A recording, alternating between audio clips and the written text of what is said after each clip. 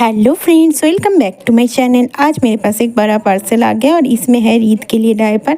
जिसके डायपर है वो आ गया देखने के लिए कि इतना बड़ा पैकेट में क्या है, मुझे देखना है।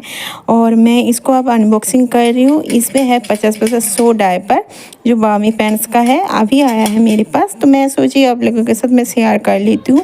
और ये जो प्रोडक्ट है बहुत अच्छा लगता है, मैं बहुत बार यूज़ कर चुकी हूँ। और ये मुझे पड़ा है 584 रुपीज़ में। मेरा मिनी ब्लॉग यही तक है। Bye bye.